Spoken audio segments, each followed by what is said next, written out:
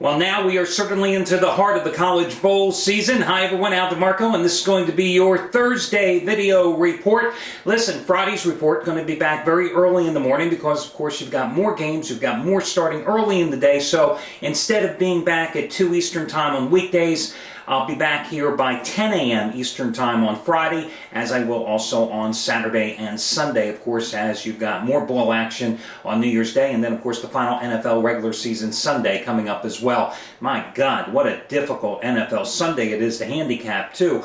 You know, I do a lot of media interviews, and, of course, everybody wants to know the picks, but Jesus, you know, they want your opinions on games, some that don't have lines, some that you don't know whether or not their quarterbacks are going to be starting or not, or how much the starters are going to be playing in these games. Then you have the games which, you know, is there motivation for teams to play? I mean, this final Sunday, even though the NFL did everything it possibly could to make it an entertaining Sunday by pushing all division games later in the season, making it all division games here for the final day of the year, it is worse than handicapping preseason football.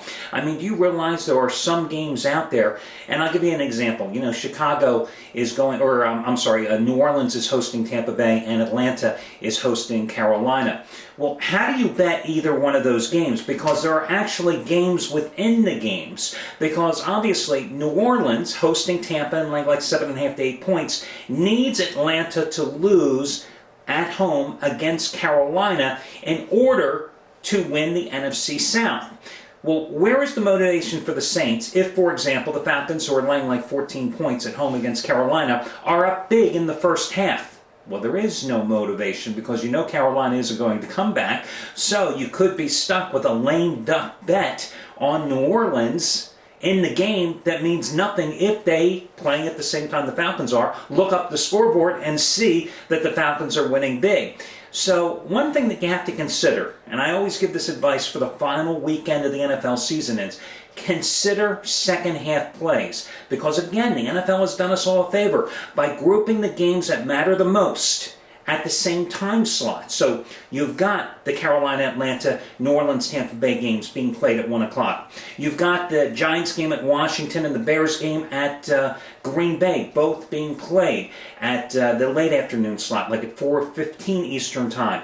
So consequently, that opens the door for second half wagers. So you evaluate how the teams are doing in the first half. You evaluate whether or not the second half of the games mean anything, and then you can make second half wagers. It's a lot more work. It means you've got to sit there, you've got to watch the games, you've got to see what's going on. But I'm telling you, it's a way to make money on the final day of the season, a day that really you have to definitely be very, very careful in what you do. Now, for your free pick today, I want to look at the Music City Bowl clash between North Carolina and Tennessee. This game, of course, is pretty much a home game for Tennessee. The game's being played in Nashville, you know, less than a 3-hour drive from Rocky Top and Knoxville there. Matter of fact, crowd estimates, they're expecting perhaps a record-setting crowd. And Nashville, this game, of course, being played on the same field that the Tennessee Titans play on as well in the NFL.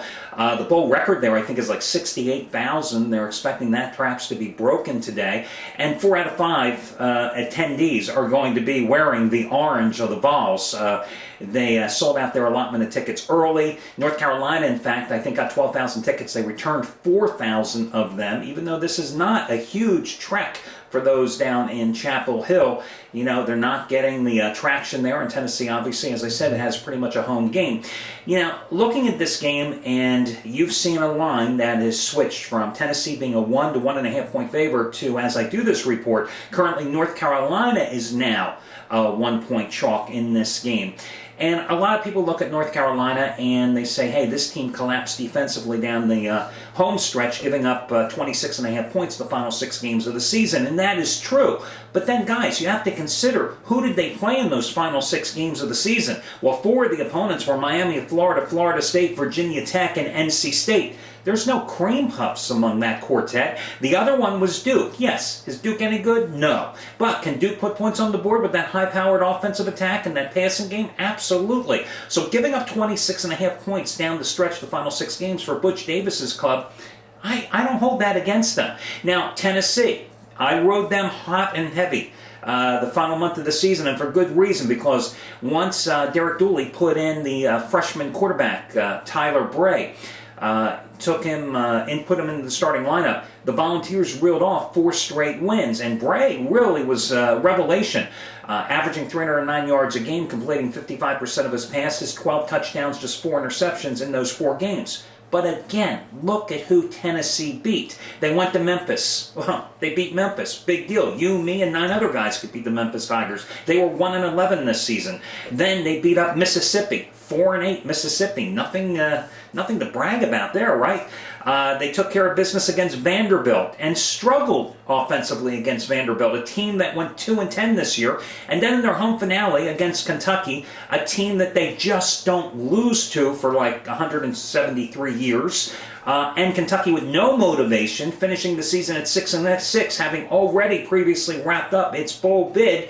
They beat the Wildcats. You know, North Carolina has a decent quarterback. A little bit on the interception-prone side, that, of course, being Yates for the Tar Heels, but he did complete 67% of his passes and did throw for over 3,100 yards and 18 touchdowns. However, as I noted, 9 interceptions this season.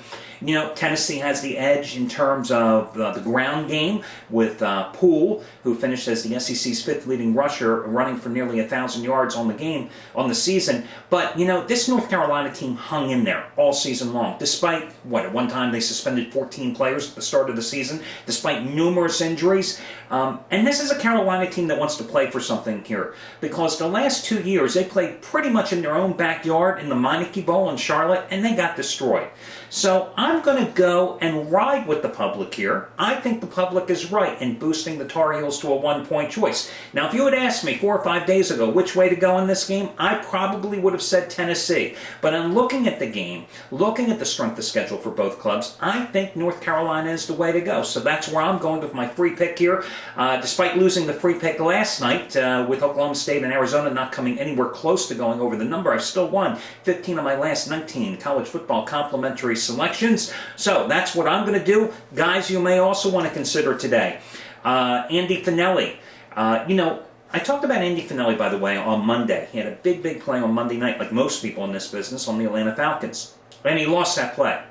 He was up 173 dimes in the NFL the previous 2 weeks. He lost a 100-dime play on the Falcons. But the very next night, he came back with NC State and College Bowls and a couple of NBA winners to pick up 72 dimes. So he got it almost all back the very next night. Well, tonight, Finelli has his highest rated play in college football.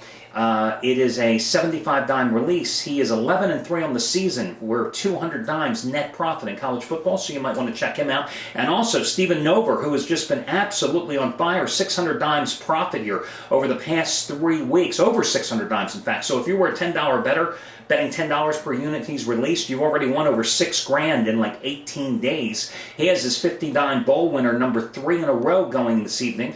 50-dime plays, 2 for 2, 50-dime or higher plays, I should say. 9-3 the past 2 years. 3-0 this season in the College Bowls, including 2 straight 50-dime winners, including NC State a couple of nights ago and San Diego State last week over Navy. So those are a couple of guys you want to check out that are red hot. Good luck, everybody, and as I said, on Friday, we'll be back here early, 10 a.m. Eastern Time, with your free video report. Good luck, everybody.